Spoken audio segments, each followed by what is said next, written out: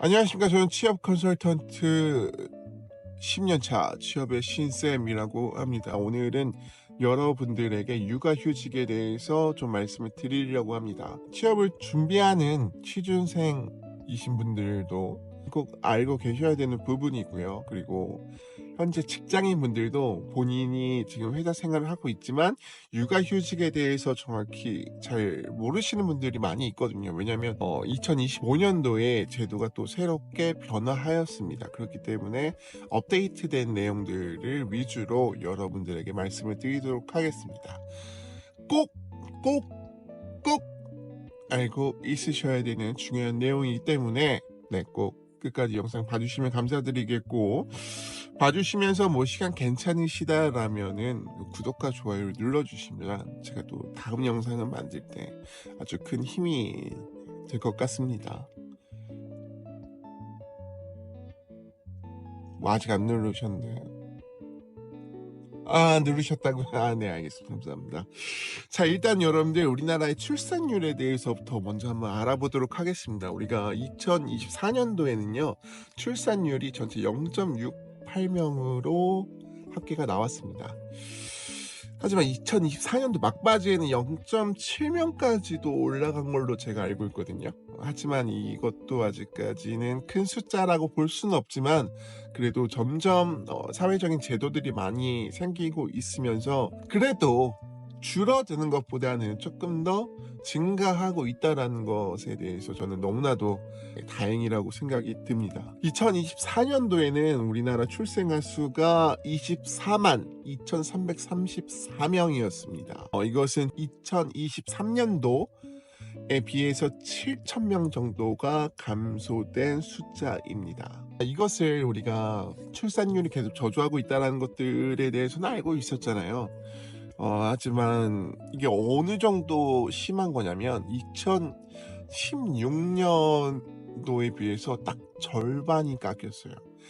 2016년도에는 41만 1859명이었던 출생아 수였거든요.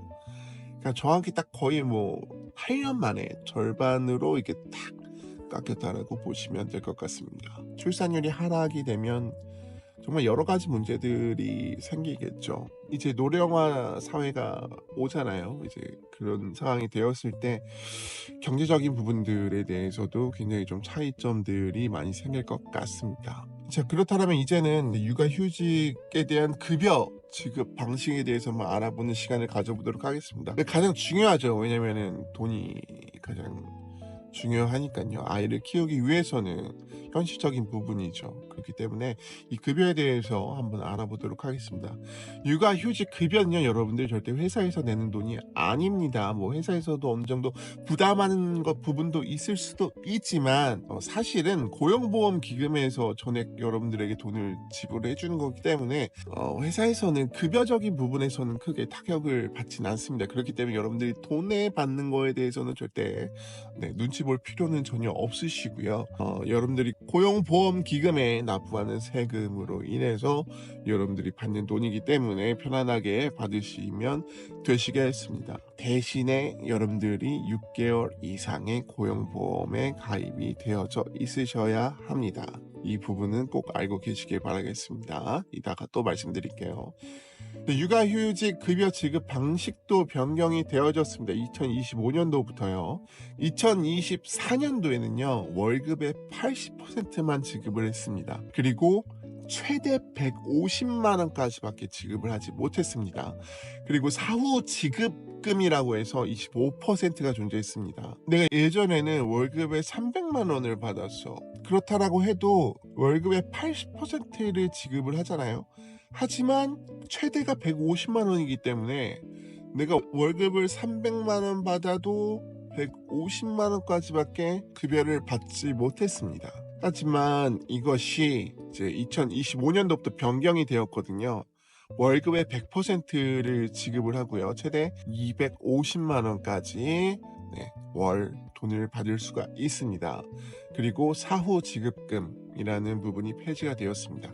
그래서 아까 말씀드린 대로 예전에는 월급 300만 원을 냈다라면은 기존에는 150만 원까지밖에 못 받았지만 이제는 250만 원까지 받을 수 있다라는 겁니다. 그리고 예전에는 월급이 180만 원이에요. 하지만 월급의 80%만 지급을 하기 때문에 기존에는 144만 원까지밖에 받지 못했습니다. 이제는 변경이 되었죠. 그렇기 때문에 180만 원을 전부 다 받을 수 있게 되었습니다. 자, 다음으로는 육아휴직 신청 가능 조건에 대해서 알아보는 시간을 가져보도록 하겠습니다. 기본 신청 요건은요, 고용보험 가입 기간 6개월 이상이 되셔야 합니다. 그리고 근로계약이 유지되고 있어야 하고요.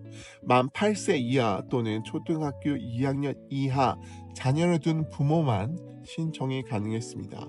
육아휴직 최소 사용 기간 조건에 대해서 알아보도록 하겠습니다. 최소는 30일 이상 연속 사용이 필수입니다.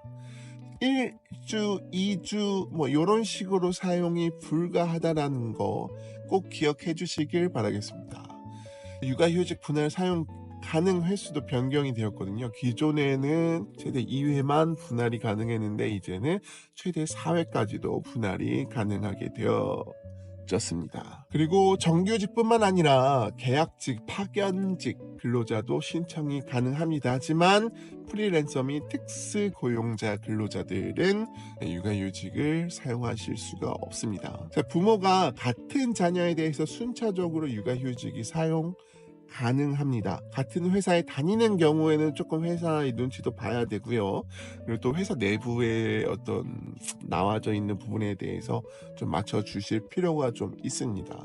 육아휴직 신청 기한 및 절차는요, 내가 육아휴직을 사용하고 싶은 날의 30일 전에는 회사에 신청을 하셔야 합니다. 다음으로는 육아휴직 사용 기간 및 방식에 대해서 말씀을 드리도록 하겠습니다. 자, 최대 사용 기간은요, 기존에는 1년 12개월까지밖에 사용을 못했거든요. 하지만 이것이 변경이 되었습니다.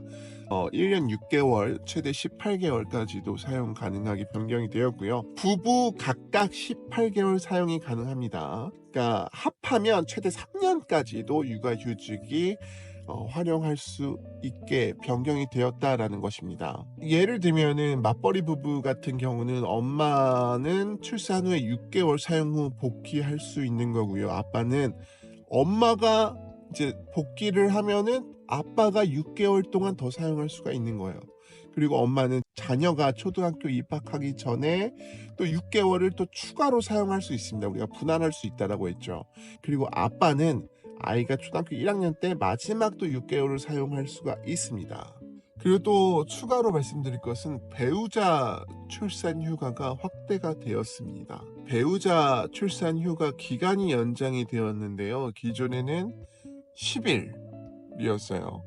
정부 지원이 5일이었고 기업 부담이 5일이었어요. 하지만 2025년도부터는 바뀝니다. 최대 20일까지 바뀌고요. 그리고 전액 정부에서 지원하기 때문에 출산 휴가에 대한 부분들에 대한 기업에서의 어떤 좀 힘듦을 정부가 어느 정도 좀 커버를 하게 해 주었습니다. 기업의 반응과 대응책들에 대해서도 조금 궁금한 부분들이 있는데요. 제가 처음에 말씀드린 대로 기업 입장에서는 요즘에는 육아휴직과 그리고 출산에 대해서 굉장히 좀 좋아하는 그리고 또 격려하는 상황이긴 하지만 사실 뭐 중소기업이나 혹은 회사가 그렇게 크지 않는 회사에서는 아직까지는 좀 뭐 반기지 않은 부분들이 있습니다. 이거는 좀 정말 케바케라고 좀 봐주시면은 감사드리겠습니다. 기업에서는 이제 육아휴직을 사용하게 되면은 이제 대응책을 세워야 돼요. 그러니까 육아휴직을 사용할 때 여러분들이 자리를 비울 거 아닙니까? 그렇다면 그 기간에만 사용할 수 있는 대체자를 또 뽑아야 되기도 하고, 그리고 또 여러 가지 어떤 회사 내부적인 시스템들에서 조금 복잡한 부분들이 있거든요. 그래서 나중에 여러분들이 육아휴직을 신청하실 때는 꼭 인사과 혹은 총무과 육아휴직을 담당하는 담당자와 조금 딥하게 대화를 하신 후에 육아휴직을 사용하셨으면 좋겠습니다. 아무래도 이게 조금 예민한 부분이기도 하거든요. 그렇기 때문에 잘 협의를 하셔서 양쪽 다 아주 좋은 상황으로 가실 수 있게 회사와 여러분들과 잘 조율을 해야 될 필요가 있습니다. 최종적으로 말씀을 드리면요. 자, 육아휴직 급여가 인상이 되었습니다. 80%에서 100%로 최대 250만 원까지 변경이 되었고요. 육아휴직은 최대 18개월, 12개월에서 18개월까지 변경이 되었습니다. 부부 각각 적용이 가능하고요. 그래서 최대 총 3년 사용이 가능합니다. 최소 30일 이상 연속 사용이 필수인 조건에 한해서 가능하다라는 겁니다. 분할 사용 가능 횟수도 2회에서 4회로 확대가 되었고요. 그리고 배우자 출산 휴가도 20일로 확대가 되었고 전액 정부에서 지급하게 되었습니다. 기업 부담이 굉장히 좀 완화되었고요. 그리고 중소기업에는 좀 추가적으로 지원을 검토한다라고 하더라고요. 하지만 어떻게 될지는 아직 잘 모르겠지만 여러 가지 좀 더 좋은 조건들이 많이 생기지 않을까라고 저는 예상이 됩니다. 오늘 한번 육아휴직에 대해서 여러분들과 함께 알아보는 시간을 가졌는데요. 그래도 좀 육아휴직에 대해서 많은 부분들이 늘어난 것 같아서 좀 다행이라고 생각이 듭니다. 하지만 대기업 같은 경우는 육아휴직에 대해서 조금 더 회사에서 복지라고 하죠. 네, 대기업의 복지 이런 부분들이 좀 많이 더 추가가 되어서 조금 더 좋은 조건에서 출산을 좀 장려하는 이러한 혜택을 좀 받으실 수가 있죠.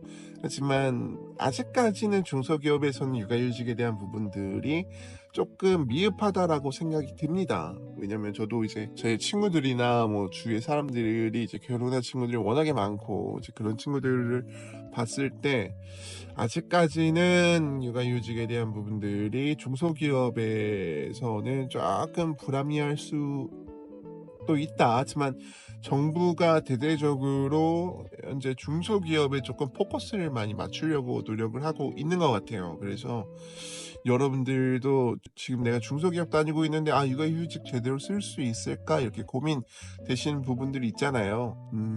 지금 당장은 제가 말씀드린 이 부분들 조건들은 바로 적용이 되었지만 추가적으로도 또 좋은 조건들이 적용이 될 수 있기 때문에 조금만 기다려 주신다면은 좋은 것들이 좀 더 많이 생기지 않을까라고 예상이 듭니다. 아무튼 여러분들에게 육아휴직에 대한 부분들에 대해서 말씀을 드려봤고요. 여러분들에게 조금이라도 도움이 되었으면 좋겠습니다.